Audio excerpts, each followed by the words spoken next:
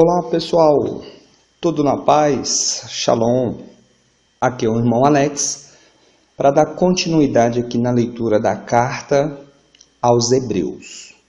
Nós vamos ler hoje o capítulo 10 e espero que você esteja acompanhando. Se você quiser receber as mensagens, manda uma mensagem aí para o 61 991 19 24, 21, irmão Alex, beleza? Vamos lá então. Eu vou ler o último versículo do capítulo 9 para vocês verem que, pelo fato de ser uma carta, ela não tem as divisões. Então, para que nós venhamos compreender, para nós entender a carta, nós temos que ler ela num todo, entendeu? Para que você veja o que o autor está querendo passar para os irmãos naquela época. Verso 28 do capítulo 9. Assim também o Messias, oferecido uma vez por todas para tirar os pecados da multidão, aparecerá uma segunda vez, não mais em relação ao pecado, mas para salvar aqueles que o esperam. Continuando aqui, capítulo 10, a lei contém apenas a sombra dos bens futuros, não a expressão exata da realidade. Por isso, com seus sacrifícios sempre iguais e continuamente repetidos, cada ano, ela é totalmente incapaz de levar à perfeição aqueles que se aproximam para oferecê-los.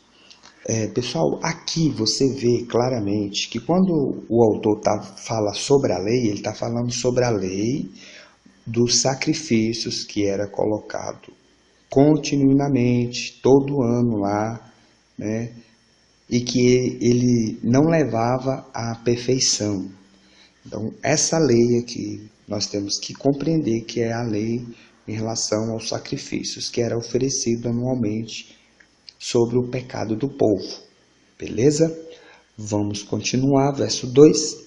Caso contrário, não se teriam deixado de oferecê-los. Fazendo a pergunta. Pois os que prestam um culto, uma vez purificado, já não teriam consciência alguma dos pecados. Mas, ao contrário, é por meio destes sacrifícios que anualmente se renova a memória dos pecados. Pois é impossível eliminar os pecados com sangue de touros e bodes. Por esta razão, ao entrar no mundo, Messias declara: não quisestes vítimas nem oferendas, mas formaste um corpo para mim. Não foram teu agrado holocaustos nem sacrifícios pelo pecado. Então eu disse: eis que eu vim, ó Eterno, para fazer a tua vontade, como no livro está escrito a meu respeito. Essa passagem aqui, pessoal, ela se encontra no Salmo 40, verso 7. Continuando aqui, verso 8. Na frase inicial, ele disse: não quisestes, nem foram ao teu agrado, vítimas e oferendas, holocaustos e sacrifícios pelo pecado, coisas oferecidas segundo a lei. Tá vendo aqui? Aqui está falando segundo os sacrifícios que era feito para a remissão de pecado. Na verdade, era para cobrir o pecado do povo. Então declarou: eis que eu vim para fazer a tua vontade. Com isso, ele suprime o primeiro sacrifício. Ele quem? Yeshua, Jesus, para estabelecer o segundo. E em virtude desta vontade que somos santificados pela oferenda do corpo de Yeshua, realizado uma vez por todas. Todo sacerdote se apresenta diariamente para realizar culto, oferecendo muitas vezes aos mesmos sacrifícios, incapazes de remover os pecados.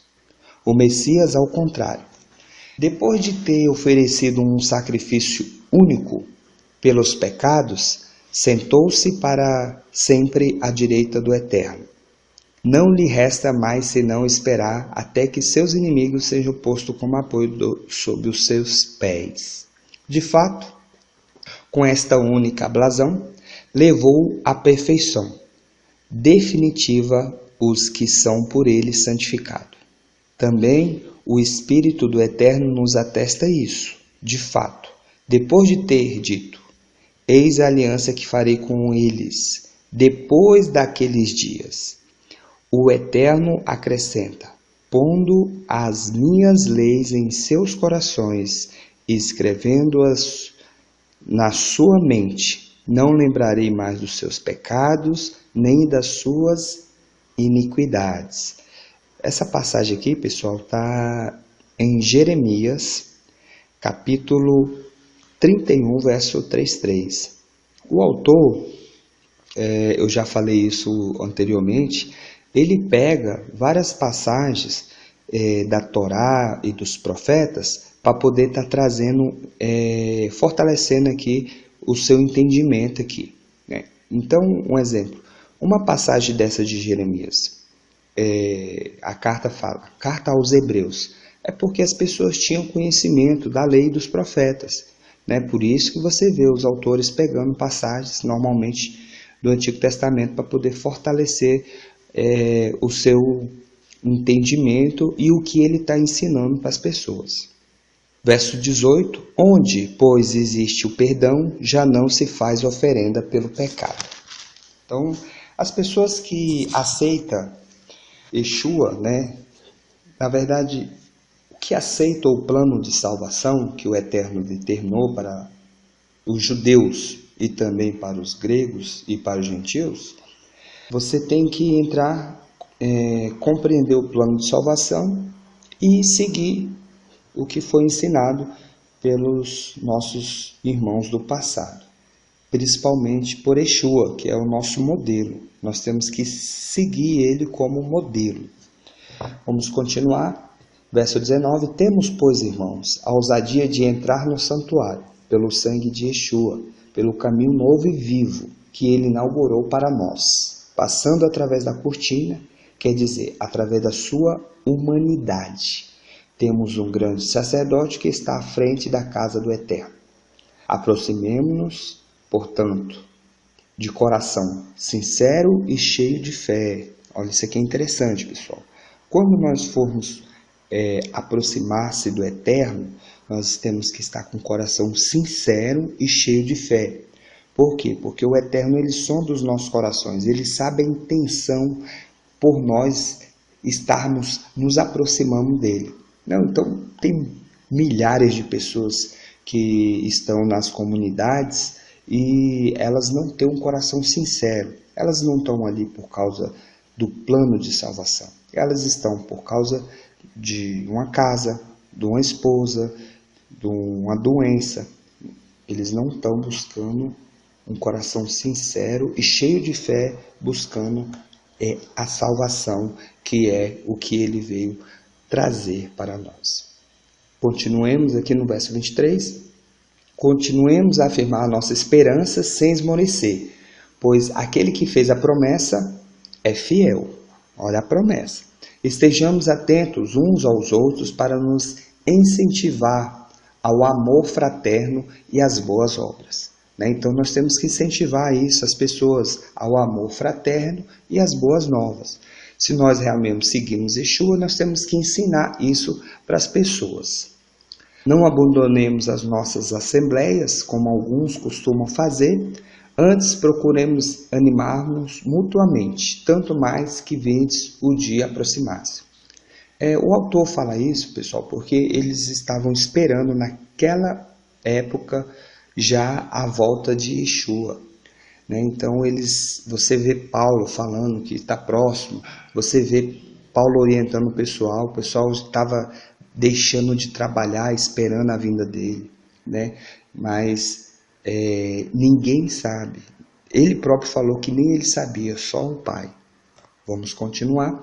De fato, se teimamos em continuar pecando, depois de termos recebido o conhecimento da verdade, já não há sacrifício pelos pecados. Resta apenas o terrível expectativa do julgamento e o ardor de um fogo para devorar os rebeldes. Quem desobedece à lei de Moisés é condenado à morte e sem misericórdia, com base no testemunho de 2 ou 3 pessoas. podemos então imaginar o castigo bem mais severo que merecerá quem calcou aos pés ao Filho do Eterno, quem profanou o sangue da aliança pelo que foi santificada e insultou o Espírito da graça. Conhecemos aquele que disse: a mim pertence a vingança, eu que retribuirei, e ainda o Senhor julgará o seu povo. É terrível cair nas mãos do Eterno. Lembrai-vos dos primeiros dias, quando apenas iluminados suportastes longas e dolorosas lutas, ora, apresentado em espetáculos debaixo de injúrias e tribulações, ora, solidário com os que assim eram tratados. De fato, compartilhamos os sofrimentos dos primeiros e aceitamos com alegria o confisco dos vossos bens, na certeza de possuir uma riqueza melhor e mais durável. Aqui, pessoal, interessante que nessa época aqui o pessoal estava confiscando os bens das pessoas, né? Principalmente aqueles que seguiam a seita dos nazarenos, que era conhecido na época, né? Eles pegavam a pessoa que se declarava que seguia Yeshua, eles prendiam, né? E tomavam suas propriedades, e muitas pessoas sofreram, né, por causa de Yeshua. E se você for ler os evangelhos, realmente ele falou sobre isso, que muitos irmãos iam sofrer perseguições, e de fato aconteceu na época ali, logo depois da sua partida. Não abandonemos, pois, as vossas coragem, que merece grande recompensa. De fato, é preciso que persevereis para cumprir a vontade do Eterno e alcance o que ele prometeu. Porque ainda bem pouco tempo, e ainda que deve vir, virá e não tardará. O meu justo viverá pela fé, mas se esmorecer, não me agradarei mais nele. Nós não somos desertores para a nossa perdição, perseveramos na fé para a nossa salvação. Beleza, pessoal? Terminamos o capítulo 10. Aqui, no último versículo aqui, no 39, fala bem fácil. Perseveramos na fé para a nossa salvação. O objetivo das pessoas hoje está buscando Yeshua, é a salvação. Essa é a promessa que ele nos deu. As outras coisas são acréscimo. Ele vai abençoar, vai nos proteger, vai nos dar saúde, vai nos dar inteligência para tomar decisões corretas, se nós andarmos e buscarmos ser orientado pelo Eterno.